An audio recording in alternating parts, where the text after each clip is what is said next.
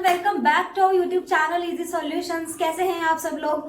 Hopefully सब लोग बहुत अच्छे होंगे। सो गाइज, आज हम करने वाले हैं one shot revision on electricity. Electricity chapter है जो आपका टर्म 2 में आने वाला है, उसका वन शॉट आज हम कंप्लीट कर देंगे। एक ही वीडियो में कंप्लीट चैप्टर आप लोगों का हो जाएगा। तो चलिए स्टार्ट करते हैं। तो आज हम बात करने वाले हैं इलेक्ट्रिसिटी के बारे में। ऑलरेडी आप सब लोग इलेक्ट्रिसिटी के बारे में जानते हैं कि इलेक्ट्रिसिटी क्या है, किस तरीके से वर्क करती है। जो भी आपके घर में लाइट आ रही है ना, वो किसकी वजह से आ रही है? इलेक्ट्रिसिटी की वजह से ही तो आ रही है। तो इलेक्ट्रिसिटी हमारी लाइफ के लिए कितनी ज्यादा इंपॉर्टेंट है ये तो हमें पता ही है। बट इलेक्ट्रिसिटी होती क्या है, किस तरीके से इसके अंदर इलेक्ट्रॉन्स का मूवमेंट होता है, किस तरीके से चार्ज मूव करता है, हमारे पास में कितने तरीके के चार्ज प्रेजेंट होते हैं और कौन कौन सी टर्म है जो कि इलेक्ट्रिसिटी में प्रेजेंट होती है और हमें उनके बारे में जानना चाहिए। तो स्टार्ट करते हैं, एक एक करके बात करेंगे सब चीजों के बारे में। तो सबसे पहले बात करते हैं इलेक्ट्रिसिटी होता क्या है। Electricity the flow of charge in a circuit carrying energy from power supply to the different electrical component is called electricity. तो क्या होता है, एक सर्किट है अगर आपके पास में क्लोज सर्किट, एक क्लोज सर्किट के अंदर क्या होता है, इलेक्ट्रॉन्स का ट्रांसफॉर्मेशन होता है। ठीक है, इलेक्ट्रॉन्स क्या कर रहे हैं, ट्रांसफर कर रहे हैं, ट्रांसफॉर्मेशन नहीं सॉरी ट्रांसफर होता है। इलेक्ट्रॉन्स क्या करते हैं, ट्रांसफर करते हैं। तो जैसे ही क्या होता है गाइस, इलेक्ट्रॉन्स की मूवमेंट शुरू हो जाती है। Flow of charge, flow of charge हम किसको बोल रहे हैं, इलेक्ट्रॉन्स के फ्लो को ही बोल रहे हैं। लेकिन क्या इलेक्ट्रॉन्स अकेले होंगे? क्या सिर्फ नेगेटिव चार्ज होगा, पॉजिटिव चार्ज का कोई रोल नहीं होगा? ऐसा नहीं है। Positive charge, negative charge, both charges are included in the electricity. किस तरीके से एक करके बात करेंगे हम सब चीजों के बारे में। तो इलेक्ट्रिसिटी की डेफिनेशन आप लोगों को पता चल चुकी है। अगर एग्जाम में डेफिनेशन पूछे इलेक्ट्रिसिटी क्या होता है तो सिंपली आप लोग की डेफिनेशन दे सकते हो। एंड गाइस, इसकी पीपीटी आप लोगों को टेलीग्राम पे मिल जाएगी। टेलीग्राम का लिंक आपको डिस्क्रिप्शन बॉक्स में मिल जाएगा।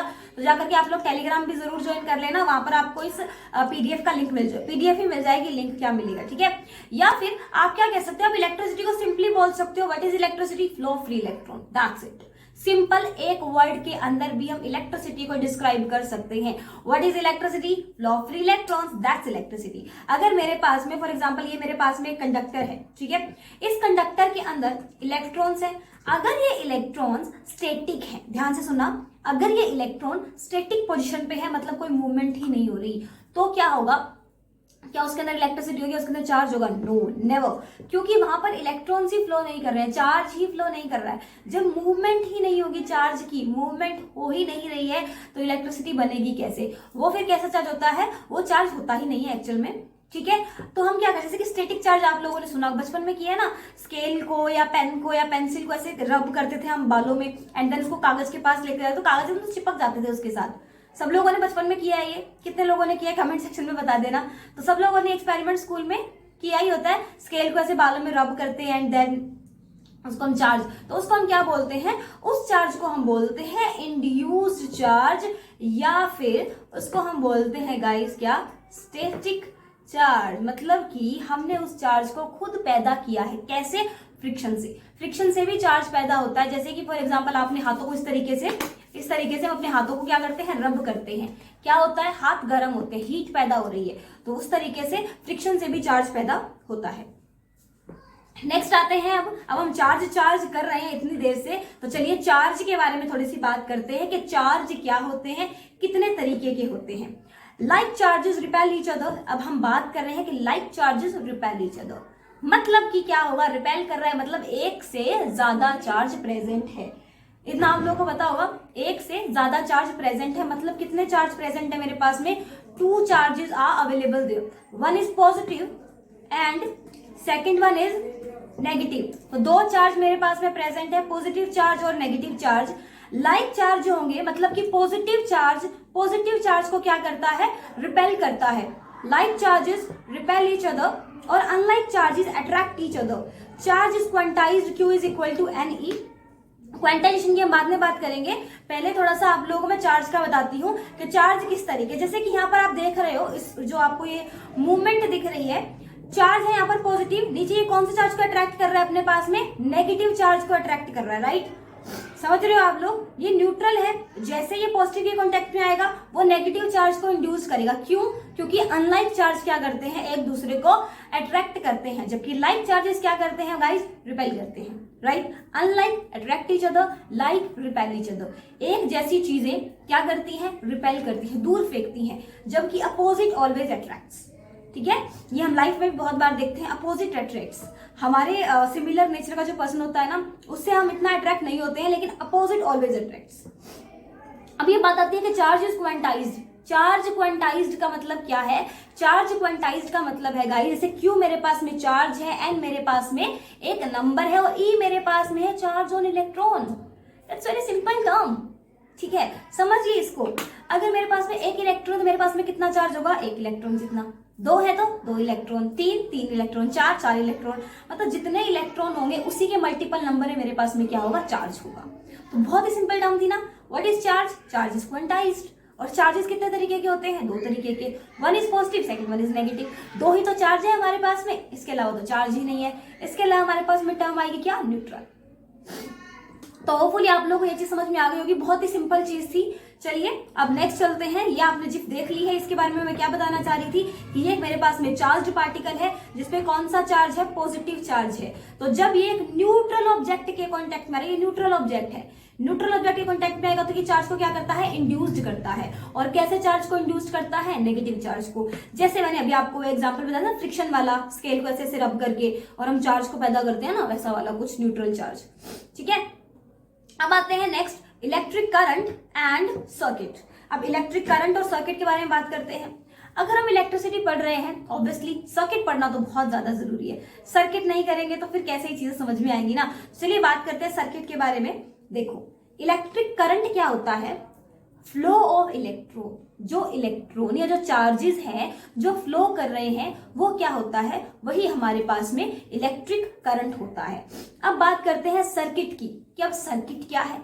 Rate of flow of electric charge is called electric current. देखो, चार्ज की बात करी, इलेक्ट्रिसिटी की बात करी, अब करंट की बात कर रहे हैं। करंट क्या है? जब बच्चा चार्ज फ्लो करता है, जैसे कि मेरे पास में ये एक सर्किट है, क्लोज सर्किट है, इसके अंदर चार्ज का क्या हो रहा है? फ्लो हो रहा है, कॉन्टिन्यूअसली चार्ज फ्लो कर रहा है, तो क्या होगा? सर्किट कंप्लीट होगा एंड इलेक्ट्रिक करंट पैदा होगा, इलेक्ट्रिक करंट जनरेट होगा। आप लोगों के घरों में आप देखते हो ना, स्विच ऑन करते ही पंखा चलता है, लाइट जलती है, स्विच ऑफ करते ही अपने आप बंद हो जाता है। क्यों? क्योंकि स्विच ऑन ऑफ का मतलब क्या है? स्विच ऑफ का मतलब है कि आपने सर्किट को क्या कर दिया? ओपन कर दिया। आपने सर्किट को ओपन कर दिया। जब आप ऑन करते हो तो आपने सर्किट को क्लोज कर दिया। वो कुछ इस तरीके से डिजाइन किया होता है। आपके घर में जो इलेक्ट्रिसिटी का कनेक्शन होता है ना, वो इस तरीके से होता है कि आप स्विच को ऑन ऑफ करते हो, सर्किट का क्लोज और ओपन हो रहा है। जब सर्किट ओपन होगा, फॉर एग्जांपल देखिए, ये मेरे पास में एक पाथ है, ठीक है, ये कंप्लीट मेरे पास में पाथ है, मुझे क्या करना है? इस पाथ को कवर करना है, फॉर एग्जाम्पल, ठीक है। अब यहाँ पर एक पर्सन खड़ा है अपना, फॉर एग्जाम्पल गोलू, है ना। एक सेकेंड, मैं आपको अच्छे से क्लियर करवाती हूँ ये चीजें। हम लोग काफी टाइम से पढ़ रहे हैं गोलू के बारे में। तो ये मेरे पास में एक सर्किट है, ये मेरे पास में कोई पाथ है, क्लोज पाथ है। यहां पर ये है पॉइंट ए और ये है पॉइंट डी, ठीक है। अब हमारे पास में एक पर्सन है जिसका नाम है गोलू। अब गोलू यहां से ए से स्टार्ट करता है, इस तरीके से पूरा पाथ ट्रेवल करके वो पॉइंट डी तक आ जाएगा। नॉर्मल बात है, उसको मैंने बोला कि भाई तुझा ए टू डी पॉइंट तक एक डिस्टेंस ट्रेवल करके आ, तो वो बिल्कुल क्लोज पाथ में चला जाएगा।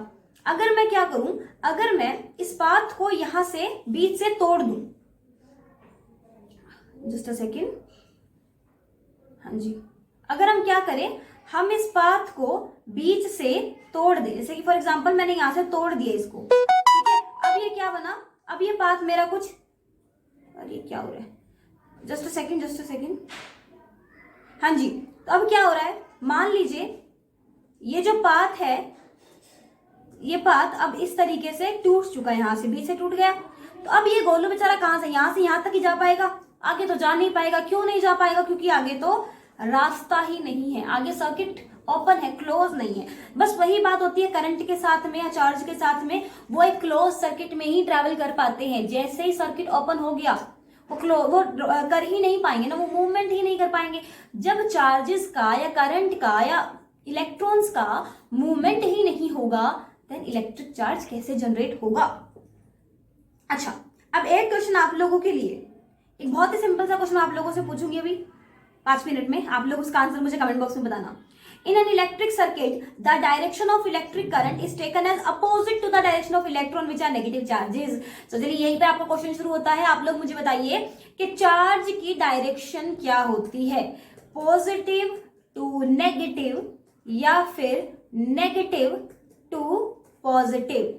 चलिए फटाफट से कमेंट सेक्शन में आंसर दीजिए, वीडियो को पॉज कीजिए और इसका आंसर दीजिए पहले, उसके बाद वीडियो आगे देखना। वीडियो को पॉज करो, कमेंट करो, चार्ज की डायरेक्शन क्या होती है, पॉजिटिव टू नेगेटिव और नेगेटिव टू पॉजिटिव। सारे स्टूडेंट्स प्लीज इसका आंसर कमेंट बॉक्स में करें, चार्ज की डायरेक्शन क्या होती है। मुझे देखना है कि कितने बच्चों को पता है। मेरे बताने से पहले कमेंट कर दो, ठीक है, मेरे बताने से पहले ही कमेंट कर दो। तो जो अच्छे बच्चे हैं उन्होंने तो कमेंट कर दिया होगा, जिन्होंने नहीं किया वो जान लीजिए, जिनको नहीं पता है। गाइस देखो, इलेक्ट्रिक सर्किट के अंदर इलेक्ट्रिक करंट की डायरेक्शन हमेशा क्या ली जाती है, अपोजिट ली जाती है। किससे, फ्लो ऑफ इलेक्ट्रॉन से, यानी इलेक्ट्रॉन्स का चार्ज कैसा होता है, नेगेटिव, ठीक है, नेगेटिव चार्ज होता है। अब ऑलरेडी वो नेगेटिव है तो उनकी डायरेक्शन कैसी होगी, नेगेटिव टू पॉजिटिव या पॉजिटिव टू नेगेटिव, इतना तो पता होगा आप लोगों को। देखो, जिसके पास जो है वो उसको क्यों चाहेगा, उसको हमेशा दूसरे के पास जाना है। तो ये पॉजिटिव तो इसके पास, नेगेटिव तो इसके पास है, तो ये कहां जाएगा, नेगेटिव टू पॉजिटिव। तो इलेक्ट्रॉन की डायरेक्शन क्या होती है, नेगेटिव टू पॉजिटिव वो ट्रैवल करते हैं, क्योंकि नेगेटिव चार्ज तो ऑलरेडी उनके पास है, वो पॉजिटिव की तरफ भागेंगे, क्योंकि नेगेटिव पॉजिटिव को क्या करता है, अट्रैक्ट करता है, अपोजिट अट्रैक्ट, मैंने अभी बताया। बस, तो हमें इलेक्ट्रॉन की पता चल गई ना डायरेक्शन। अब हम चार्ज की अपने आप पता लगाएंगे, क्या, पॉजिटिव टू नेगेटिव। कितना सिंपल था ये, कितना ही ज्यादा सिंपल था कि इलेक्ट्रॉन की डायरेक्शन क्या अपोजिट होगा। इलेक्ट्रॉन नेगेटिवली चार्ज है तो पॉजिटिव की तरफ भागेंगे, पॉजिटिव है तो नेगेटिव की तरफ जाएगा, चार्ज की डायरेक्शन अपोजिट होती है, ठीक है। तो इतनी बात सब बच्चों को समझ में आ गई। जहां भी दिक्कत आए मुझे कमेंट सेक्शन में बताते जाना, और वीडियो कैसी लग रही है उसका भी कमेंट करो, एंड लाइक कर दो फटाफट से, और शेयर करो इसको फटाफट से ना, अपने मैक्सिमम टू मैक्सिमम स्टूडेंट्स के साथ में इसको शेयर कर दो। अब बात करते हैं करंट की। करंट क्या होता है, चार्ज अपॉन टाइम। क्या होता है करंट, चार्ज अपॉन टाइम, यानी कि करंट को हम किससे डिनोट करते हैं, आई से। ये भी ध्यान रखना आपको, किस चीज को हम किस चीज से डिनोट कर रहे हैं। करंट को हम डिनोट करते हैं आई से, चार्ज को हम डिनोट करते हैं क्यू से, जबकि टाइम को हम डिनोट करते हैं किससे, टी से। तो I is equal to Q upon T. Charge की यूनिट मेरे पास में क्या होती है, कूलम।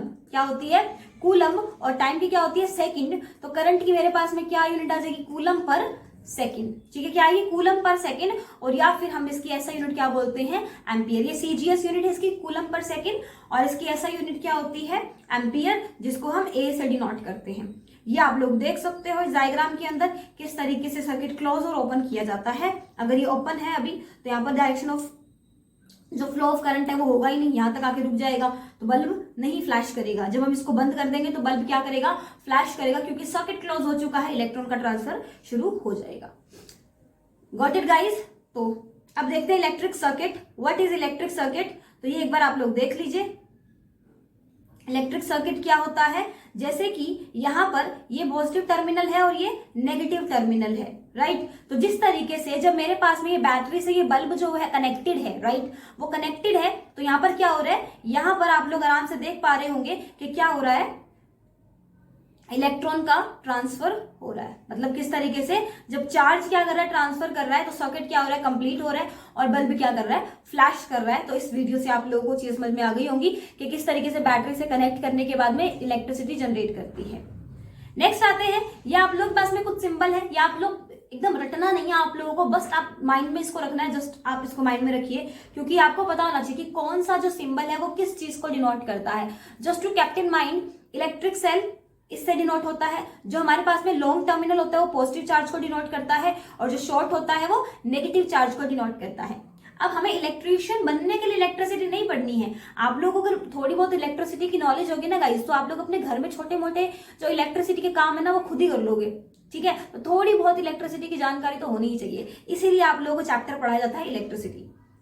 मतलब 10th क्लास में सारे चैप्टर आने के पीछे लॉजिक क्या है, पता है, यही लॉजिक है कि आप लोग सारे और आप लोगों को क्या हो जाए, कंप्लीट नॉलेज हो जाए कि भाई ठीक है हमें कौन से मतलब फील्ड में आगे जाना है, हमें कौन सी चीज में इंटरेस्ट आ रहा है। अगर आपको जेईएन बनना है, आपको इलेक्ट्रिसिटी में इंटरेस्ट आता है तो आप जेईएन की तरफ जा सकते हो, आपको बायोलॉजी अच्छी लगती है तो आप नीट की तरफ जा सकते हो। इस तरीके से आप लोगों के पास में चॉइसेस आ जाती है ना, तो इसीलिए आपको 10th में सारे सब्जेक्ट पढ़ाए जाते हैं। तो काफी एक मतलब इसके पीछे भी लॉजिक है, राइट। तो बैटरी और कॉम्बिनेशन ऑफ सेल्स, अगेन हम इसको जोड़ते जाएंगे तो कॉम्बिनेशन बनता जाएगा। प्लग की और स्विच ओपन, तो ये जो साइन होता है ना, सिंबल होता है, ये ओपन को शो करता है। जब इसके बीच में हम डॉट लगा देते हैं ना तो ये क्लोज को शो करता है। ये है वाया पॉइंट, ये है wire crossing without joining electric bulb, bulb को हम इस तरीके से क्या करते हैं, डिनोट करते हैं। ये रेजिस्टेंस है, रेजिस्टेंस के बारे में हम आगे पढ़ेंगे कि रेजिस्टेंस क्या होती है।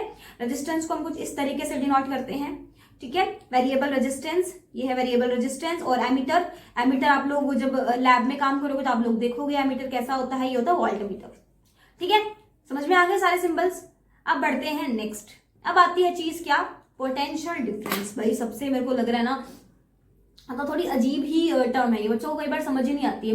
मैं कितने साल से पढ़ा रही हूँ 10th क्लास को, हर बार ना बच्चे पोटेंशियल डिफरेंस में फंस जाते हैं कि मैम पोटेंशियल डिफरेंस क्या, समझ ही नहीं आ रहा कि क्यों पोटेंशियल डिफरेंस हो रहा है, क्या इसकी जरूरत पड़ रही है, क्या इसकी डेफिनेशन है, क्या इसका वर्क है, मतलब लॉजिक नहीं समझ में आते हैं ना। तो क्या होता है potential difference, it is work done in moving a unit charge from one point two another point. जैसे कि मान लीजिए आपके घर में जो इलेक्ट्रिसिटी आती है वो कहां से आती है, बताइए कहां से आती है। ये तो नहीं है कि आपके पंखा पैदा कर रहा है खुद, आप देख रहे बल्ब खुद पैदा कर रहा है, फ्रिज खुद पैदा कर रही है, नहीं ना, वायरिंग की पूरी ना पूरी कनेक्शन, वायरिंग की पूरी कनेक्शन होती है। तो वायरिंग की जो कनेक्शन है उसके अंदर मान लीजिए ये मेरे पास एक वायर है, यहां पर एक यूनिट चार्ज है, एक यूनिट चार्ज। इस यूनिट चार्ज को इस पॉइंट से इस पॉइंट तक लाने के लिए जो वर्क डन किया जा रहा है, क्या किया जा रहा है, जो वर्क डन किया जा रहा है, उसी वर्क डन को हम क्या बोलते हैं, पोटेंशियल डिफरेंस बोलते हैं। या फिर आप लोगों ने सुना होगा कि इतनी वोल्टेज आ रही है, इतनी वोल्टेज आ रही है, वो वोल्टेज क्या होती है, वो वोल्टेज पोटेंशियल डिफरेंस की वजह से ही आती है कि इतनी वोल्टेज से आप पे करंट आ रहा है, मतलब इतनी स्पीड से करंट को क्या किया जा रहा है, मूव किया जा रहा है। होता है ना कि भाई वोल्टेज कम आ रही है, तुम कम यूज करो इलेक्ट्रिसिटी को क्योंकि वोल्टेज कम आ रही है। सुना है आप लोगों ने, बोलते हो अक्सर, मतलब क्या होता है उसका, मतलब समझो ना इस चीज को। वोल्टेज क्या होती है, वोल्टेज का काम क्या होता है, वोल्टेज कम आ रही है तो क्यों करंट कम आ रहा है, वोल्टेज ज्यादा आ रही है तो क्यों करंट ज्यादा आ रहा है, क्या मतलब है इस चीज का। तो ये चीज आप लोग सीखो, बहुत मतलब प्रैक्टिकल चीजों के बारे में बात करेंगे हम, थ्योरेटिकल नहीं पढ़ना है आपको। अगर प्रैक्टिकल चीजों की नॉलेज है ना तो डेफिनेटली आपकी थ्योरी खुद ना खुद बनेगी। अगर आप लोग थ्योरी रटते हो ना गाइस, तो होता क्या है, कुछ टाइम के बाद में हम लोग भूल जाते हैं उस थ्योरी को। बट अगर हम किसी चीज को प्रैक्टिकली समझते हैं ना, उसको नहीं बोलते हैं। डेली लाइफ के एग्जांपल से साइंस को रिलेट करके पढ़ोगे, साइंस बहुत इजी है, बहुत, ट्रस्ट मी। मैथमेटिक्स, मैं मैथमेटिक्स की स्टूडेंट हूँ, मेरी मास्टर्स मैथमेटिक्स में चल रही है, बट स्टिल मैं साइंस को बहुत ज्यादा प्यार करती हूँ। क्यों? क्योंकि साइंस एक ऐसा सब्जेक्ट है जिसको हम प्रैक्टिकली कर सकते हैं। बाकी किसी सब्जेक्ट को हम इतना प्रैक्टिकल होकर नहीं पढ़ते, जितना हम साइंस को पढ़ते हैं। इसीलिए science is one of my favourite subject. तो क्या होता है, जो आपके घर में वोल्टेज आ रही है, वोल्टेज कम ज्यादा, उसका मतलब क्या है, समझ में आ गया अभी कि ये वर्क डन होता है एक यूनिट चार्ज को एक पॉइंट से दूसरे पॉइंट तक लेकर के जाने का। होपफुली आप लोग उस चीज से रिलेट कर पा रहे होंगे कि आपके घर में जो लाइट आ रही है वो पंखा खुद पैदा नहीं कर रहा है, वो वायर्स के थ्रू चार्ज आ रहा है। तो जो हमारे पास में एक यूनिट चार्ज को एक पॉइंट से दूसरे पॉइंट तक लाने का काम कर रहा है ना, उसी को हम पोटेंशियल डिफरेंस बोलते हैं, उसी को हम वोल्टेज बोलते हैं, राइट। तो इसकी ऐसा यूनिट क्या होती है, वोल्ट। आप इसको वोल्टेज भी बोल सकते हो पोटेंशियल डिफरेंस को। और इसका फॉर्मूला क्या होता है, देखो अब फॉर्मूला आप खुद बनाओ, work done, work done in moving unit charge. Unit charge का मतलब डिवाइड बाय क्यू होगा ना, और ये क्या होता है, वोल्टेज यानी कि पोटेंशियल डिफरेंस। तो V is equal to W upon Q. Work done unit क्या होती है, वर्क डन की जूल, और क्यू की क्या होती है, चार्ज की क्या होती है बताइए, कूलम। तो वोल्टेज की यूनिट क्या हो गई, जूल पर कूलम। खुद से यूनिट बनानी आ रही है ना, देखो ये ऐसा यूनिट होती है। आप लोगों को सीजीएस यूनिट भी याद रखनी पड़ेगी। वैसे मैं लास्ट में आप लोगों को सारी यूनिट्स और फॉर्मूलाज एक बार बताऊंगी, आप लोग उसका स्क्रीनशॉट ले लेना। बट स्टिल एक बार इस चीज को थोड़ा सा समझो कि हम यूनिट निकालते कैसे हैं। V is equal to W upon Q है। W होता है वर्क डन, वर्क डन की यूनिट होती है जूल, क्यू होता है चार्ज, चार्ज की यूनिट होती है कूलम। तो क्या हो जाएगा, वर्क डन यानी कि जूल, कूलम यानी कि चार्ज, सॉरी हाँ चार्ज मतलब कि कूलम। तो क्या हो जाएगा, voltage is equal to joule per coulomb. तो वोल्ट क्या होता है, 1 volt is equal to what, ये आप यहाँ पे देखिए एक बार, हम एक बार ओम्स ला पढ़ते हैं। 1 वोल्ट क्या हो जाएगा, एक बार यहीं पे हम देख लेते हैं इस चीज को। हाँ तो 1 वोल्ट क्या हो जाएगा, एक बार देखिए 1 वोल्ट की डेफिनेशन क्या हो जाएगी मेरे पास में, 1 जूल वर्क किया जाए 1 कूलम चार्ज को लाने के लिए, तो उसको हम क्या बोलेंगे, तब वोल्टेज कितनी आएगी, 1 वोल्टेज आएगी। 1 वोल्ट का मतलब 1 जूल काम किया जा रहा है 1 कूलम चार्ज के लिए, तो उसको हम बोलते हैं 1 वोल्ट। गॉट इट बच्चा। अब आते हैं ओम्स ला। देखो सबसे इंपॉर्टेंट ला है, बहुत बहुत बहुत इंपॉर्टेंट है, मार्क कर लीजिए पेपर में। डेफिनेटली किसी ना किसी सेट में ये पूछा जाएगा। आपके अलग अलग सेट होंगे ना, तो किसी ना किसी सेट में डेफिनेटली आएगा। हो सकता है सभी में आ जाए, अलग अलग चीज पूछ ले, किसी में फॉर्मूला पूछ ले, किसी में डेफिनेशन पूछ ले, किसी में न्यूमेरिकल पूछ ले, कुछ भी पूछ सकते हैं ना, किसी में ग्राफ पूछ ले। तो ओम्स ला बहुत इंपॉर्टेंट है, सब बच्चे ध्यान से पढ़ना है इसको, एक एक चीज समझना। अगेन बोल रही हूँ प्रैक्टिकल समझना तो चीजों को ज्यादा समझ पाओगे। ओम्स लॉ क्या होता है? ओम एक साइंटिस्ट थे जिन्होंने वोल्टेज और करंट के बीच में एक रिलेशनशिप दिया था। उन्होंने एक रिलेशन एस्टैब्लिश किया कि हम ठीक है, हम पढ़ तो रहे हैं वोल्टेज होता है, एक करंट होता है, उन दोनों में क्या सिमिलैरिटीज हैं, क्या उनका रिलेशनशिप है, क्यों हम दोनों को साथ में पढ़ते हैं। तो वो चीज किसने बताई थी? ओम्स ने बताई थी। ओम्स एक बहुत ही जाने माने साइंटिस्ट थे। उन्होंने स्टेट किया, Ohm's law states that current flowing through a conductor, semiconductor और इंसुलेटर, इनके बारे में आप लोगों को पता होगा। कंडक्टर वो होता है जो अपने अंदर से मैक्सिमम करंट को अलाउ करे, इंसुलेटर वो होता है जो बिल्कुल भी ना करे, और सेमीकंडक्टर तो सेमी मतलब हाफ करंट को करे, कुछ करंट को जाने दे, कुछ को ना जाने दे। तो क्या होता है? Ohm's law said that current flowing through a conductor is directly proportional to the potential difference across its end। मतलब कि जो करंट है I वो डायरेक्टली प्रोपोर्शनल है किसके? वोल्टेज के, यानी कि पोटेंशियल डिफरेंस के डायरेक्टली प्रोपोर्शनल है क्या? हमारा current. I is directly proportional to what? Voltage. ठीक है बच्चा, I यानी कि current is directly proportional to what? Voltage. Relationship between current and potential difference at constant temperature, ये थोड़ा सा ध्यान रखना। कांस्टेंट टेम्परेचर क्यों बोला गया है? टेम्परेचर इंक्रीज करने पर हो सकता है नहीं होगा कि जो इलेक्ट्रॉन की मूवमेंट है वो ज्यादा हो जाएगी। ठीक है, तो कांस्टेंट टेम्परेचर की बात कर रहे हैं हम कि जब हमारे पास में क्या होता है? एट कांस्टेंट टेम्परेचर, जब मेरे पास में क्या है? टी कांस्टेंट है, तो वोल्टेज क्या होगा? डायरेक्टली प्रोपोर्शनल टू आई, यानी कि voltage is directly proportional to what? Current. तो इतनी बात आप लोगों को समझ में आ गई होगी। ओम्स लॉ क्या कहना चाहता है? I is directly proportional to V. अच्छा, इसमें बहुत सारे स्टूडेंट्स को ये भी दिक्कत रहती है कि मैम वी डायरेक्टली प्रोपोर्शनल आई है कि आई डायरेक्टली प्रोपोर्शनल वी है? बच्चा आई होता है, करंट डायरेक्टली प्रोपोर्शनल होता है वोल्टेज की, वोल्टेज नहीं होती है। ठीक है, इतनी बात समझ में आ गई। करंट होता है डायरेक्टली प्रोपोर्शनल, लेकिन हमारे पास में फॉर्मूला ये नहीं बनता कि I is equal to V R, नहीं, फॉर्मूला बनता है V is equal to I R, क्योंकि करंट और रेजिस्टेंस सेम है, वोल्टेज तो अलग है। सेम कैसे है अभी पता चलेगा। हार क्या है? आर एक कांस्टेंट है, प्रोपोर्शनलिटी के साइन को हटाने के लिए लगाया गया है। For the given metallic wire at a given temperature is called resistance, तो उसको क्या बोलते हैं? हम रेजिस्टेंस बोलते हैं। अब रेजिस्टेंस क्या होती है? हम पहले भी रेजिस्टेंस का नाम ले चुके हैं, बट ये तो समझाना जरूरी है कि रेजिस्टेंस होती क्या है।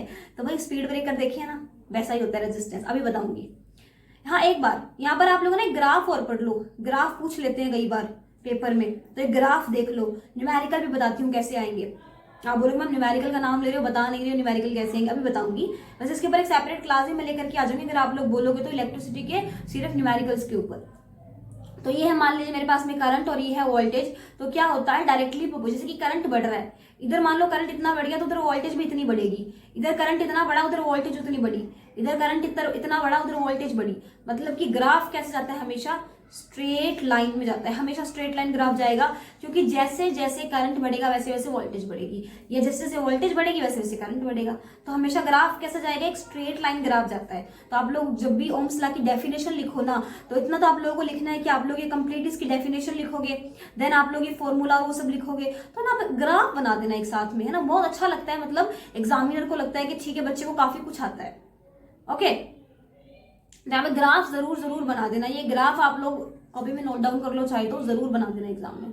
अब रेजिस्टेंस की जब हम बात करते हैं कि रेजिस्टेंस क्या होता है, तो resistance is a property of a conductor due to which it resist the flow of electric current passing through it, जिसकी ऐसा यूनिट क्या होती है? जिसकी ऐसा यूनिट होती है ओम। तो जब भी हम रेजिस्टेंस की बात करते हैं तो रेजिस्टेंस क्या है? ये गुड प्रॉपर्टी है या ये बैड प्रॉपर्टी है? क्या ये कंडक्टर को हार्म करती है या ये नहीं करती है? उस तरीके से क्या ये कंडक्टर का बचाव करती है या ये किसी काम की ही नहीं है? इसके बारे में थोड़ा सा जानते हैं। एक मान लीजिए एक स्ट्रीट है जहां पर स्पीड ब्रेकर्स बने हुए हैं, तो वो स्पीड ब्रेकर्स गुड है या बैड है किसी भी कंडक्टर के लिए? आप लोगों को पता है कि अगर स्पीड ब्रेकर्स नहीं होंगे तो जो स्पीड का ओवरफ्लो है वो नहीं रुक पाएगा, क्योंकि कोई भी अपनी स्पीड को कम नहीं करेगा। तो स्पीड को कम करवाने के लिए स्पीड ब्रेकर लगाए जाते हैं। ठीक है, तो कुछ वैसा ही रेजिस्टेंस का काम होता है कि जो रजिस्टर हैं वो भी करंट के ओवरफ्लो को कम करने के लिए लगाए जाते हैं। अब क्या रजिस्टर एक अलग से डिवाइस है? तो बिल्कुल, रजिस्टर एक डिवाइस होती है जो आप लैब में यूज लेते हो। आपके घरों में रजिस्टर का काम आपके होम अप्लायंसेस ही करते हैं। अभी बताऊंगी कैसे। उससे पहले आप लोग एक बार ये पिक्चर देखिए, जिसके अंदर यहाँ पर आपको ये दिख रहा है कि ये क्या है? ये ओम है। अरे ये क्या हो गया? Just a second. हाँ जी, तो यहाँ पर आपको दिख रहा है कि यहाँ पर ये एक ओम है ओम मतलब ये रेजिस्टेंस है, ये करंट है एम्पियर आई, और ये है वोल्टमीटर वोल्टेज, ठीक है। अब वोल्टेज क्या बोल रहा है करंट को कि तुम आगे बढ़ो, लेकिन ओम क्या बोल रहा है, रेजिस्टेंस क्या बोल रहा है कि तुम रुको, तुम्हारी स्पीड ज्यादा है, रुको, पहले मुझे स्पीड कम करने दो। जो ये रस्सी आप देख रहे हो ना, ये दिखने में लग रहा है कि करंट के साथ में बांध रखी है, पर ध्यान से देखो ये करंट के साथ में नहीं बांध रखी है, ये एरिया को कम करने के लिए है। यहाँ पे एरिया कितना ब्रॉड है तो यहाँ पे करंट ज्यादा फ्लो करेगा, यहाँ पे एरिया थोड़ा सा कम है तो करंट थोड़ा सा कम स्पीड के साथ में फ्लो करेगा, बट फ्लो करेगा। रेजिस्टेंस कभी भी करंट को रोकता नहीं है, वो जस्ट करंट की स्पीड को कम करता है, ठीक है। एक आप इस पिक्चर के साथ में भी देख सकते हैं वोल्टेज, और यहाँ पर हाँ जी, तो ये वोल्टेज है, और वोल्टेज में क्या कर रहा है, रेजिस्टेंस इसको रोक रहा है। बात आ गई समझ में। अब देखिए, ये मान लीजिए एक वायर है, और इस वायर के साथ में पहले बल्ब अटैच है, फिर इसी वायर के साथ में आगे चल करके पंखा अटैच है, फिर इसी वायर के साथ में आगे चल करके एसी अटैच है, ठीक है। ये एसी है, ये फैन है, और ये बल्ब है, फ्लैश लाइट है। तो देखिए, जैसे कि मान लीजिए इसके अंदर 100 एम्पियर का करंट फ्लो कर रहा था, मान लिया मैंने कि इस वायर के स्टार्टिंग में कितना करंट आ रहा है, 100 एम्पियर का करंट आ रहा है, गॉट इट। अब जो 100 एम्पियर का करंट है, मान लीजिए बल्ब ने अपनी सहूलियत के हिसाब से यहाँ पे ले लिया 10 एम्पियर करंट, किसको फ्लैश होने के लिए इतना ही करंट चाहिए, तो इसने 10 एम्पियर का करंट ले लिया, बचा कितना 90 एम्पियर, मतलब करंट को रोका नहीं बट करंट को कम कर दिया, क्योंकि 10 एम्पियर इसने ले लिया। तो एक तरीके से इसने क्या किया, करंट को रेजिस्ट किया कि 100 एम्पियर करंट आगे बढ़ रहा था, बल्ब ने आकर के 10 एम्पियर करंट ले लिया फ्लैश होने के लिए, तो करंट को रेजिस्ट किया, आगे तो कितना गया 90 एम्पियर। अब फैन को चाहिए मान लीजिए 30 एम्पियर करंट इसको चाहिए, तो फैन ने कितना ले लिया, 30 एम्पियर करंट ले लिया, बचा कितना 60 एम्पियर करंट बचा, है ना। तो 60 एम्पियर करंट अब किसने ले लिया, पूरा का पूरा एसी ने ले लिया। अब क्या इस वायर में कोई भी करंट बचा नहीं, बचा, करंट तो पूरा का पूरा खत्म हो गया। अब देखिए यहाँ पर जो बल्ब था, जो फैन था, जो एसी थी, वो तीनों क्या थे, आपके होम अप्लायंसेस थे, घरों में यूज होने वाले अप्लायंसेस थे। तीनों ने करंट को बारी बारी से लिया, क्या पूरा करंट ले लिया, नहीं, अपनी अपनी सहूलियत के हिसाब से जितना करंट उनको चाहिए था अपने आप को ऑपरेट करने के लिए, उतना उतना करंट उन्होंने ले लिया। तो क्या इन्होंने करंट को रजिस्ट किया, बिल्कुल किया, पर क्या पूरे तरीके से किया, नहीं, पूरे तरीके से कोई नहीं रोकता करंट को, रोक ही नहीं सकता कोई करंट को, वो सिर्फ उसको क्या कर सकते हैं, रजिस्ट करके उसकी स्पीड को कम कर सकते हैं, कि उसको थोड़ी उसकी वैल्यू कम कर दी, है ना। तो इस तरीके से क्या होते हैं, रजिस्टर्स होते हैं हमारे होम अप्लायंसेस के थ्रू। जैसे कि आप लोगों ने ये सुना होगा ना कि अभी लाइट थोड़ी वोल्टेज कम आ रही है, तो तुम क्या करो, जाकर के फटाफट से बड़े अप्लायंसेस जो हैं, जैसे कि एसी बंद कर दो, फ्रिज बंद कर दो, टीवी बंद कर दो, सुना है ना। ऐसा तो नहीं बोलते ना कि फोन का चार्जर हटा लो फोन का, छोटी छोटी चीजों के लिए नहीं बोलते कि पंखा बंद कर दो, पंखा चलने दो, जब बहुत ही ज्यादा वोल्टेज कम आ रही तब तो पंखा भी बंद करना पड़ेगा, है ना, बल्ब भी बंद करना पड़ेगा, अंधेरे में बैठना पड़ता है। बट जब थोड़ी बहुत वोल्टेज कम आती है ना, तो हम पानी की मोटर बंद करते हैं, हम फ्रिज बंद कर देते हैं, एसी बंद कर देते हैं, जो जितनी भी बड़ी बड़ी बैटरीज होती हैं जो चार्जिंग पे लगी हैं उनको बंद कर देते हैं। क्यों करते हैं उनको बंद, क्योंकि वोल्टेज कम आ रही है। जब वोल्टेज कम आएगी तो करंट अपने आप ही कम आएगा, क्योंकि मैंने बताया voltage is directly proportional to I, शायद नहीं बताया, आगे बताऊंगी। वोल्टेज और करंट एक दूसरे के डायरेक्टली प्रोपोर्शनल होंगे, तो वोल्टेज कम आएगी तो करंट कम आएगा, मतलब कि वोल्टेज और करंट कम है, रेजिस्टेंस ज्यादा है, तो करंट ओवरफ्लो तो होगा ही नहीं, करंट तो है ही नहीं, तो वो क्या करता है, डैमेज करके जा सकता है हमारे होम अप्लायंसेस को, क्योंकि करंट आ ही नहीं रहा है। मान लीजिए यहां से करंट आ रहा है मेरे पास में, ये एसी है, और एसी के वायर में करंट आ रहा है सिर्फ कितना 50 एम्पियर, इसको चाहिए कितना, इसको 40 एम्पियर चाहिए, मान लिया मैंने, बचा कितना 10 एम्पियर करंट। यहां से मेरे पास बल्ब है जिसको चाहिए कितना 15 एम्पियर करंट चाहिए जिसको, तो एसी ने तो 40 एम्पियर पहले ही ले लिया, बचा कितना 10 ही तो बचा, बल्ब को चाहिए कितना 15, मिलेगा कितना 10, तो 10 से क्या वो चल जाएगा, क्या नहीं, वो खराब हो जाएगा, ठीक है, डैमेज हो जाएगा वो। तो इस तरीके से हम क्या करते हैं, बड़े अप्लायंसेस को बंद करते हैं जिनको ज्यादा करंट की अमाउंट की जरूरत होती है। आ गई बात समझ में। एंड एक बात है फ्यूज उड़ना, फ्यूज उड़ता है ना घर में, कि फ्यूज उड़ गया, फ्यूज चला गया, तो फ्यूज क्यों जाता है, क्या ये गुड है और बैड है, तो ये भी गुड है। अगर फ्यूज नहीं उड़ेगा, मान लीजिए करंट का ओवरफ्लो हो रहा है, करंट तेजी से आ रहा है एकदम, अगर मान लीजिए फ्यूज नहीं उड़ता है। जैसे कि एसी का मैंने एग्जांपल दिया आपको कि एसी को करंट चाहिए, बट उतना करंट अगर इसको मिल नहीं पाएगा तो एसी डैमेज हो जाएगा, विस्फोट हो जाएगा। तो उस विस्फोट को रोकने के लिए घर में फ्यूज लगाया जाता है कि जब भी ऐसी कोई सिचुएशन होती है कि आपके होम अप्लायंसेस फूकने वाले हैं ना एकदम से, तो क्या होता है, फ्यूज उड़ जाता है पहले ही, ताकि आपके घर में आग वाग का खतरा ना हो, आग ना लगे, शॉर्ट सर्किट ना हो, अप्लायंसेस डैमेज ना हो। तो इन सबसे बचने के लिए घर में फ्यूज लगाया जाता है, जो अगर आप ज्यादा तेजी से करंट को यूज करो, मतलब करंट उतना आ नहीं रहा, आ रहा है 100 एम्पियर मान लो, और आप अप्लायंस चला रहे हो 120 एम्पियर वाले, तो करंट तो कम आ रहा है, तो वो होम अप्लायंस को क्या करेगा, डैमेज कर देगा, क्योंकि करंट तो उसको प्रॉपर मिल नहीं रहा, तो वो फूक जाएंगे। तो उससे बचने के लिए फ्यूज उड़ जाता है घर का। तो ये आपको एक अलार्म देता है कि आपके घर में जरूरत से ज्यादा अप्लायंसेस चलाए जा रहे हैं, आपको इतना करंट प्रोवाइड नहीं करवाया जा रहा है, लेकिन आप क्या कर रहे हो, अप्लायंसेस चला रहे हो। एक साथ 3-4 एसी घर में चल रहे हैं, फ्रिज भी चल रहा है, मतलब बढ़िया सब कुछ चल रहा है, लेकिन इतना वोल्टेज तो नहीं आ रहा। तो वोल्टेज को देखते हुए अप्लायंसेस को यूज करना चाहिए, तो इसीलिए फ्यूज उड़ता है घर में। आ गई कहानी समझ में। अब आता है 1 ओम। तो 1 ओम तो बहुत ही सिंपल है, फॉर्मूला क्या होता है, V is equal to I R. तो R क्या होता है, V अपॉन I। तो 1 ओम कितना होता है, 1 वोल्ट अपॉन 1 एम्पियर। बस, बहुत सिंपल है ना।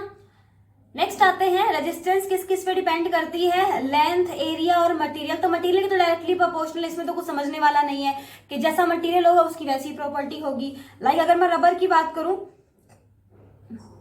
तो रबर से आपको पता है करंट तो पास होगा, तो उसकी रेजिस्टिविटी तो क्या होगी, हाई होगी। तो मटेरियल के अकॉर्डिंग सिल्वर की कम होगी, कॉपर की कम होगी। लेंथ के डायरेक्टली प्रोपोर्शनल है। क्यों है लेंथ के डायरेक्टली प्रोपोर्शनल, क्योंकि जितनी ज्यादा लेंथ होगी, जितना बड़ा एरिया होगा उतने ही रजिस्टर होंगे, जितना कम एरिया होगा वहां पर उतने कम रजिस्टर होंगे।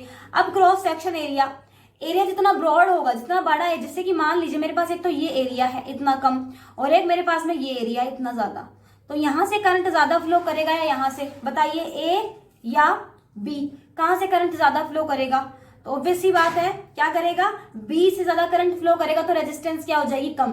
मतलब जितना बड़ा एरिया उतनी ही कम रेजिस्टेंस होगी हमारे पास में। आगे आते हैं, ये इसको कलेक्टिवली जो हम लिखते हैं कि R is directly proportional to length, inversely proportional to area. तो जब हम इसको कलेक्टिवली लिखेंगे तो R is directly proportional to L upon A. तो आर की वैल्यू क्या आ जाती है, rho into L upon A. Rho क्या है, आर एच ओ से हम इसको डिनोट करते हैं। रो एक कांस्टेंट वैल्यू है जो कि रेजिस्टिविटी की वैल्यू है। अब रेजिस्टिविटी क्या होती है, रेजिस्टिविटी एक कैरेक्टरिस्टिक्स प्रॉपर्टी है जो कि एक कांस्टेंट वैल्यू होती है, मतलब ये चेंज नहीं करती। फॉर एग्जांपल, अगर मैंने आर बोला तो आर होता है वी अपॉन आई, तो ये वोल्टेज और करंट के साथ में वेरी करता है, बट रेजिस्टिविटी नहीं करती है, ये एक कांस्टेंट वैल्यू होती है। जैसे कि अगर किसी की रेजिस्टिविटी 10 टू द पावर 10 है तो वो हमेशा 10 टू द पावर 10 ही रहेगी, ठीक है। अब इसकी यूनिट की बात करें तो रो का फॉर्मूला क्या हो जाएगा, R into A upon L. R की यूनिट क्या होती है, ओम, एरिया की यूनिट होती है मीटर स्क्वायर, लेंथ की होती है मीटर, तो मीटर से मीटर कैंसिल, बचा क्या, ओम मीटर। तो ओम मीटर किसकी यूनिट हो जाएगी, मेरे पास में रेजिस्टिविटी की यूनिट हो जाएगी। तो एक बार रेजिस्टिविटी की प्रॉपर्टीज देख लेते हैं क्या होता है।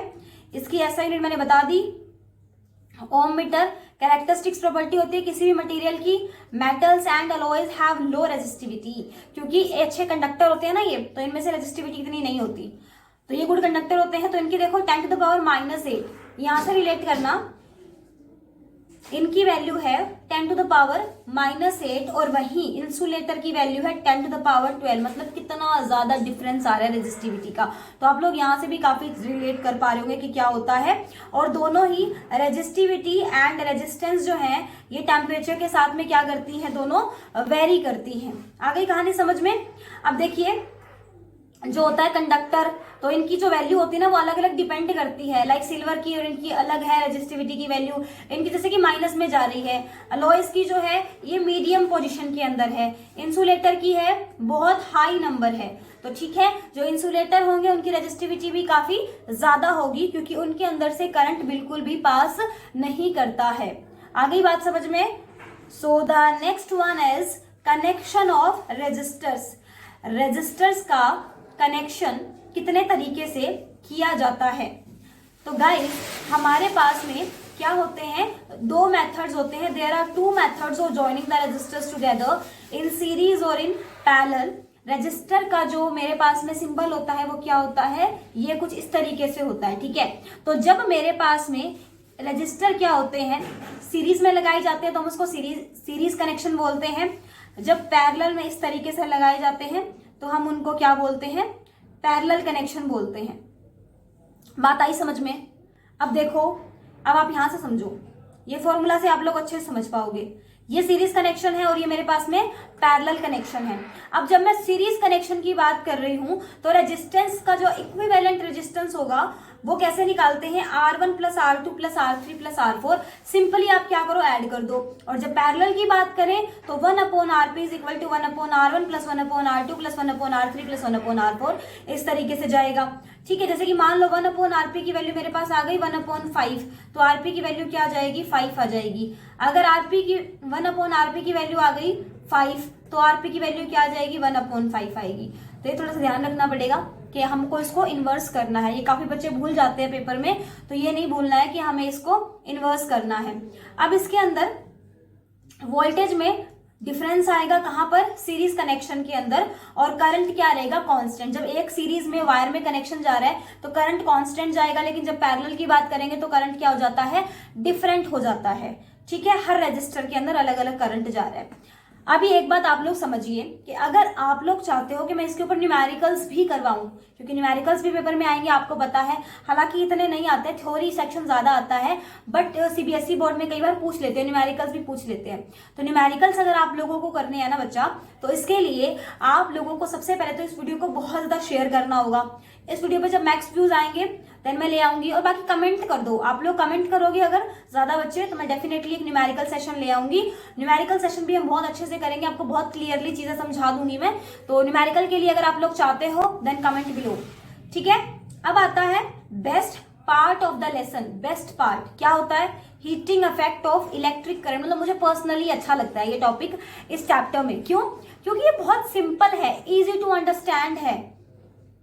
Heating effect of electric current क्या होता है, इसको एक बार ना आप एक एग्जांपल के थ्रू समझिए। मान लीजिए ये है मेरे पास में एक एरिया, ठीक है। जैसे कि मान लीजिए स्टूडेंट्स बहुत ज्यादा शरारती होते हैं ना, बच्चे कितने ज्यादा शरारती होते हैं। अगर उनको बोल दें कि तुम बाहर जाके शरारत करो तो वो बाहर जाके शरारत करेंगे, बट अगर उनको बोल दें कि तुम्हें घर में ही रहना है, उनको कमरे में बंद कर दिया जाए, तो जो शरारती बच्चे हैं वो तो कमरे में भी शरारत करेंगे, मतलब कमरे को तहस नहस कर देंगे, है ना। शरारत जिनको करनी है उनको तो करनी ही है। वैसे ही इलेक्ट्रॉन्स का काम होता है मूवमेंट करना। जब इलेक्ट्रॉन्स को ओपन एरिया दे दिया जाए तो बहुत तेजी से फ्लो करते हैं, बट जब इलेक्ट्रॉन्स को इस तरीके से कुछ एरिया दे दिया जाए कि तुम्हें सिर्फ इतने एरिया में रहना है, ना यहां से यहां जा सकते, ना यहां से यहां जा सकते, ना इधर ना उधर, तुम्हारा एरिया बस इतना ही है, तो इलेक्ट्रॉन्स क्या करते हैं, इलेक्ट्रॉन्स इसी एरिया में जंप करना शुरू करते हैं। जब वो जंप करते हैं, क्योंकि इनके तो स्वभाव में है कि शांति से बैठना नहीं है, तो ये क्या करते हैं, ये जंप करना स्टार्ट कर देते हैं। जब इलेक्ट्रॉन्स जंप करते हैं तो क्या होता है, इनके अंदर एक हीट पैदा होती है, क्योंकि ये बाहर जाएंगे तो करंट फ्लो करेंगे, बट ये बाहर जा नहीं पा रहे, तो इनके अंदर हीट पैदा होती है। उसी को हम बोलते हैं हीटिंग इफेक्ट ऑफ करंट। जैसे कि हमारे जो सबके घर में आयरन होती है ना, प्रेस करते हो कपड़े सभी लोग, तो उसके अंदर जो प्लेट होती है ना आयरन की, कुछ इस तरीके की, कुछ ऐसी सी प्लेट होती है ना आयरन की, तो वो किसकी होती है, वो होती है माइका की। क्या होता है वो, माइका। इनकी रेजिस्टिविटी वैल्यू बहुत हाई होती है, बहुत हाई रेजिस्टिविटी होती है इनकी, करंट को बिल्कुल नहीं जाने देते अपने अंदर से ये। तो इन प्रेस में कभी करंट आता है क्या, नहीं आता ना। आप जैसे स्विच ऑन करते हो वो गर्म हो जाती है, स्विच ऑफ करते हो वो ठंडी हो जाती है। तो स्विच ऑन करते ही इलेक्ट्रॉन्स को पावर मिलती है। जब बच्चे को कुछ खिलाओगे ही नहीं तो बच्चा शरारत कैसे करेगा बेचारा। बच्चे को कुछ अच्छे से खिलाएंगे पिलाएंगे तो बच्चा शरारत करेगा।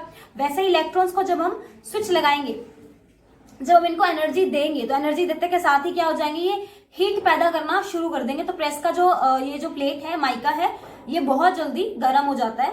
उसी तरीके से इस तरीके से नाइक्रोम की वायर लगी होती है, किसमें, रूम हीटर में। वो किसकी वायर होती है, नाइक्रोम या इबोनाइट हम बोलते हैं, उसकी वायर होती है। नाइक्रोम इबोनाइट बहुत ही बैड कंडक्टर है इलेक्ट्रिसिटी के, बहुत गंदे वाले हैं, क्योंकि ये करंट को पास होने ही नहीं देते। तो ये नाइक्रोम की जो वायर होती है ना, जब इसके अंदर से करंट फ्लो करता है, हम जैसे इसको स्विच देते हैं ना, तो ये भी हीट हो जाता है, बिल्कुल गर्मी पैदा करता है, ठीक है। तो इसमें क्या होता है, काइनेटिक जो एनर्जी है वो कन्वर्ट करती है किसमें, पोटेंशियल एनर्जी में, वो गर्म हो जाता है। वो हीटिंग इफेक्ट ऑफ करंट होता है हमारे पास में। जिसका फॉर्मूला क्या होता है, W is equal to V into Q. देखिए एक बार इस चीज को समझिए, W is equal to V into Q, यानी वर्क डन क्या होता है, कि कितना वोल्टेज है कितने चार्ज के साथ में। अब V की यूनिट क्या होती है, वोल्ट, और क्यू की यूनिट क्या होती है, कूलम, है ना, बताया था ना मैंने।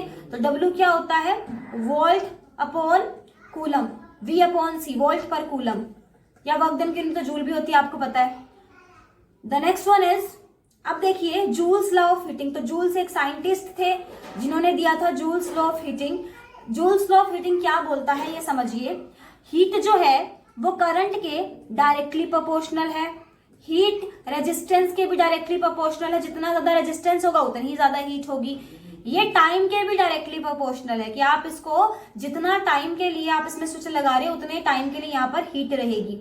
तो उसको जब हम कलेक्टिवली लिखते हैं तो H is directly proportional to I square R into T. तो अब हम प्रोपोर्शनलिटी साइन हटाने के लिए कोई ना कोई कांस्टेंट का यूज तो करेंगे। तो यहाँ पे हमारा कांस्टेंट होता है 1, इसीलिए H की वैल्यू क्या होती है, I स्क्वायर R टी। ठीक है, अब इसकी आप लोग ना 3-4 फॉर्मूले बनाओ, हीट से आप लोग खुद बनाओ, मैं सिखाती हूँ आप लोग कैसे बनाओगे। देखिए H इज इक्वल टू मेरे पास में है I स्क्वायर R टी। अब अगर आप लोगों को याद है तो मेरे पास में एक फॉर्मूला होता है V is equal to I R. तो यहाँ पर एक I को हम कॉमन ले लेते हैं, आई आर इंटू टी। ये आई आर क्या बन जाएगा, आई आर क्या होता है भाई, V, तो V into I into T. तो एक फॉर्मूला मेरे पास में क्या बना, H is equal to V into I into T. ठीक है, 2 फॉर्मूले बन गए। इसी तरीके से अगर हमें I को किसकी फॉर्म में लिखना है, V और R की फॉर्म में लिखना है। जब मान लीजिए हमें I की वैल्यू नहीं दे रखी, हमें क्वेश्चन में वोल्टेज की, रेजिस्टेंस की और टाइम की वैल्यू दे रखी है, तो हम हीट कैसे निकालेंगे, I की वैल्यू गिवन नहीं है। I होता क्या है, V अपॉन R, यानी कि V square upon R square into R into T. तो एक R से एक R गया, बचा क्या, V square T upon R। तो ये भी एक फॉर्मूला है। तो आप लोग फॉर्मूला खुद निकालना सीखिए, जो आपको क्वेश्चन में वैल्यू गिवन होगी उसके अकॉर्डिंग ही आप लोगों को वैल्यूज पुट करनी पड़ेगी, फॉर्मूलाज यूज करने पड़ेंगे। ठीक है, नेक्स्ट बढ़ते हैं। सबके घर में बिल आता है, बिल आता है किस फॉर्म में, क्या ऐसा बोलते हैं कि आपने इतना करंट यूज किया या आपने इतनी वोल्टेज यूज की। करंट किसकी फॉर्म में आता है, अगर आपने कभी बिजली का बिल देखा होगा, अपने घर में इलेक्ट्रिसिटी का बिल देखा होगा, तो हमेशा जो आपका बिल आता है ना वो इस फॉर्म में आता है कि आपने कितने यूनिट्स कंज्यूम किए हैं। जो अलग अलग स्टेट का बिल होता है ना वो भी यूनिट्स का होता है, कि एक यूनिट की कीमत फॉर एग्जांपल कहीं पर है 6 रुपीज, ठीक है, 6 रुपए की एक यूनिट है, और आपने एक महीने में कितनी यूनिट खर्च कर दी, 200 यूनिट्स खर्च कर दी, तो आपका बिल कितने रुपए का आएगा, आपका बिल 1200 रुपए का आएगा घर में।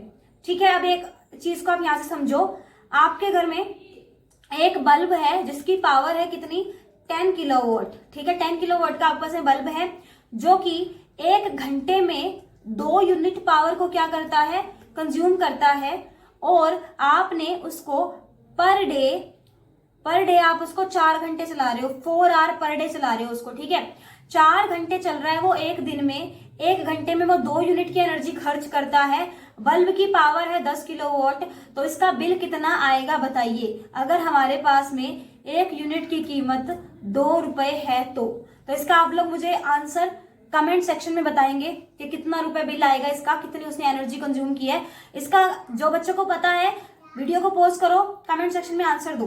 ठीक है, फटाफट से इसका आंसर बता देना मुझे कमेंट सेक्शन में, मैं देखूंगी कौन सही बताता है। अब बात करते हैं पावर की, rate of consumption of energy और work done per unit time is called energy. तो पावर क्या होता है, वर्क अपॉन टाइम होता है। पावर मैंने बता दी, यूनिट्स, जितनी आप यूनिट्स खर्च करते हो ना वही आपकी पावर होती है, कि आपने कितनी यूनिट्स कंज्यूम की है। पावर होता है वर्क डन अपॉन टाइम, यानी कि W अपॉन टी। ठीक है, W अपॉन टी, W क्या होता है, V इंटू क्यू। देखिए यहाँ पर अभी हमने पढ़ा था इस चीज को, देखिए W is equal to V into Q पढ़ा था ना हम लोगों ने, तो बस इसको यूज करो यहीं पे। हाँ जी, तो यहाँ पर इसको यूज करते हैं, W is equal to V upon Q. अरे भाई हाँ, एक सेकेंड रुकना। हाँ जी, तो W is equal to V into Q upon T. अब क्यू अपॉन टी क्या होता है, I क्या था, करंट क्या होता है कि आपने पर यूनिट सेकेंड में कितना कूलम ट्रांसफर किया, उसको हम करंट बोलते हैं। तो क्या हो जाएगा, P is equal to V into I. तो P का फॉर्मूला क्या आ गया मेरे पास में, V इंटू आई, और दूसरा फॉर्मूला क्या आ गया, V into Q upon T, और तीसरा फॉर्मूला क्या आ गया, W अपॉन टी। तो 3 फॉर्मूलाज आ गए मेरे पास में, बहुत सिंपल था ये, ठीक है, जिसकी ऐसा यूनिट क्या होती है, वॉट। तो बस ये चैप्टर इतना ही था गाइस, इसके आगे चैप्टर में कुछ नहीं है, बहुत सिंपल चैप्टर था। होपफुली सब बच्चों को समझ में आया होगा कि मैं इस चैप्टर में क्या करवाना चाह रही थी, सबको सारी चीज समझ में आई होंगी। एक बार हम फॉर्मूलाज सारे के सारे एक साथ देख लेते हैं। सबसे इंटरेस्टिंग चैप्टर है ये फिजिक्स का। करंट का फॉर्मूला क्या होता है, I is equal to Q upon T और वी अपॉन आर, इसकी यूनिट होती है एम्पियर। चार्ज का फॉर्मूला क्या होता है, Q is equal to I into T, unit क्या होती है, कूलम। पोटेंशियल डिफरेंस का फॉर्मूला क्या होता है, V is equal to W upon Q और आर आई, जिसकी यूनिट क्या होती है, volt. Work done W is equal to V into Q और जूल। 2 फॉर्मूले होते हैं ना हमारे पास में। रेजिस्टेंस क्या होता है, V इंटू आई, यूनिट हो जाएगी ओम। रेजिस्टिविटी यूनिट हो जाएगी ओम मीटर। इसका स्क्रीनशॉट ले लो चाहे तो, और चाहे तो PDF आप लोगों को मिल जाएगी। डिस्क्रिप्शन में टेलीग्राम का आपको लिंक दिखेगा, उस लिंक पे क्लिक करना। जब मैं इस सेशन का लिंक टेलीग्राम पे शेयर करूंगी ना, साथ ही मैं PDF भी शेयर कर दूंगी। और इसका अगर आप इस PDF का लिंक चाहते हो तो कमेंट कर देना, मैं लिंक डिस्क्रिप्शन में डाल दूंगी। अगर कमेंट करोगे तभी लिंक डालूंगी, अदरवाइज टेलीग्राम ज्वाइन कर लेना, टेलीग्राम पे तो मैं दे ही दूंगी PDF। तो P इज इक्वल टू क्या होता है, V into Q into T और VI, यूनिट होती है वॉट। हीट क्या होता है, H is equal to I square RT is equal to VIT watt, और ये तो आपको पता ही है, ठीक है। अगर आप लोगों में से कोई बच्चा स्क्रीनशॉट लेना चाहता है तो एक बार ले लीजिए, मैं 1 सेकंड, हाँ जी, स्क्रीनशॉट लेना चाहते हो तो ले लो, मैं इसको क्लीन करती हूँ। ओके, तो अगर आप लोग स्क्रीनशॉट लेना चाहते हो तो लेट्स टेक, हाँ जी ले लिया होगा अगर आप लोगों को स्क्रीनशॉट लेना है तो ये सेशन यहीं तक था। तो अगर आप लोगों को ये सेशन अच्छा लगा होगा तो ऑब्वियसली वीडियो को लाइक तो करना ही है। Thank you so much for watching this session guys. अगर वीडियो पसंद आती है तो वीडियो को लाइक करें, अपने दोस्तों के साथ में शेयर करें, मुझे कमेंट करके जरूर बताएं कि वीडियो कैसी लगी। एंड नेक्स्ट अगर आप लोग क्वेश्चंस चाहते हो, न्यूमेरिकल्स चाहते हो, तो उसके लिए मुझे कमेंट कर देना आप लोग कि आप लोगों को क्या देखना है, क्वेश्चंस देखने हैं, क्विज चाहते हो या थ्योरेटिकल पार्ट ही चाहते हो या न्यूमेरिकल्स चाहते हो, मुझे कमेंट सेक्शन में जरूर बताएं। एंड नेक्स्ट वीडियो बहुत जल्दी लेकर के आऊंगी आप लोगों के लिए वन शॉट रिवीजन की। Till then take care, bye bye, don't forget to subscribe to my channel. Thank you.